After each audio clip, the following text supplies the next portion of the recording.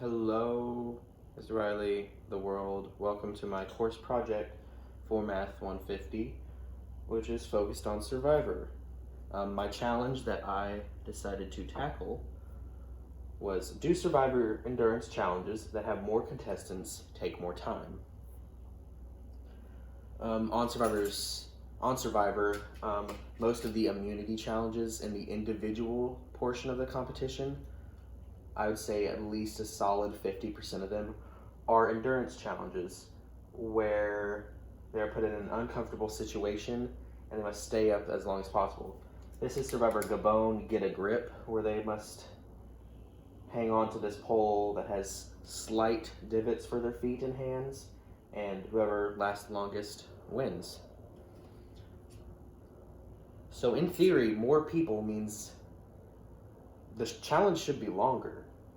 However, this isn't always true, and there are other factors that we will get into later on that show this variance in time length. So an immediate comparison that we can do is between the challenge When It Rains on 2 seasons of Survivor Micronesia and Survivor Heroes versus Villains. So in this challenge, contestants had to have one hand chained to a bucket that is above head. So if the contestants move their hand, the bucket will fall on them and they're out of the challenge. On Survivor Micronesia, the challenge lasted 362 minutes with 9 people, and there was a decay rate of 0.995. So it was a long challenge. It took a decent amount of time for it to fully decay one contestant.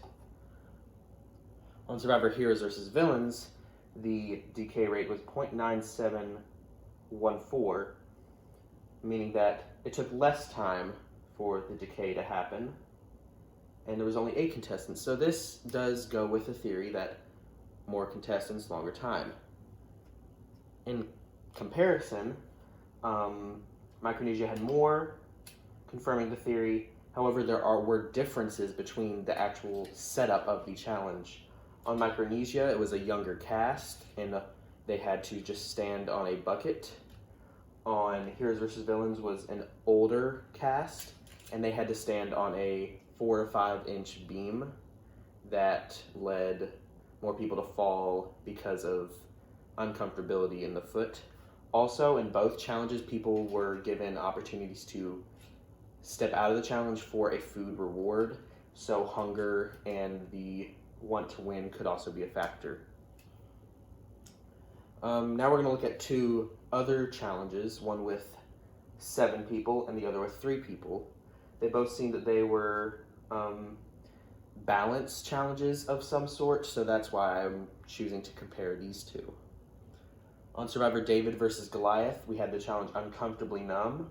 As you can see here, these people had to stand on a small ledge, have their heels or feet, however they moved, but they must have their hands on this pole, and at all times, all 4 limbs must be touching either the pole or the stand.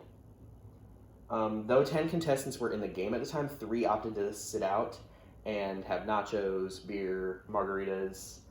They were hungry. You can't really blame them for that. They felt safe in the game. Might as well eat some nachos. This challenge lasted 5 hours and 2 minutes, or 302 minutes, with most contestants being out about 2.5 hours, and then 2 contestants making it really hard that's not 1.5 hours, that's 2 hours and 30 minutes. So almost double the time to get from 3 contestants to 2 contestants. This challenge had a decay rate of 0.994, which was a little less than the Survivor Micronesia challenge, which meant that it lasted less time. So in Survivor Palau, the final 3 immunity challenge was called Bob Bob Buoy. I love this challenge. They would have to have their feet on this little circle on a metal pole that was bobbing in the ocean. This challenge actually lasted 5 minutes away from half a day. 11 hours, 55 minutes, or 715 minutes. It is the longest challenge in Survivor history, which could be due to its simplicity. Fun fact, the Survivor crew actually had to bring lights out to the nearby dock because they did not expect the challenge to go late into the night. The decay rate was 0.998, almost to 1.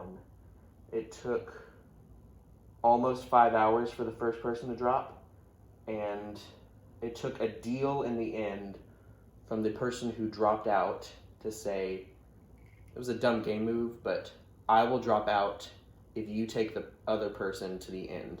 The person who won this challenge took the person who dropped out first to the end. The person who made second in the challenge got third, made the jury, did not make the final two.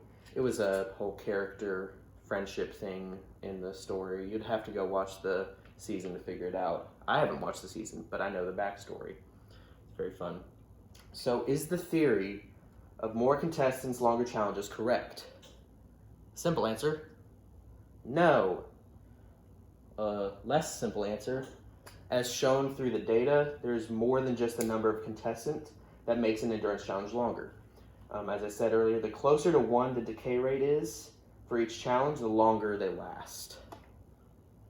So the data shows that longer challenges have a higher decay rate, and that the final 3 challenge in Palau, though is the longest, can arguably be considered the simplest, because you are standing on something and you don't have any limbs above your heart. So the longest challenge was Palau, then the When It Rains in Micronesia, then Uncomfortably Numb in David Goliath, then When It Rains in Heroes vs. Villains. The decay rates decrease as you go from the longest challenge to the shortest, from 0.998, 0.995, 0.994, 0.714. And the people go from 3 people to 9 people to 7 people to 8 people. So there is no connection between the number of contestants and the length of the challenge.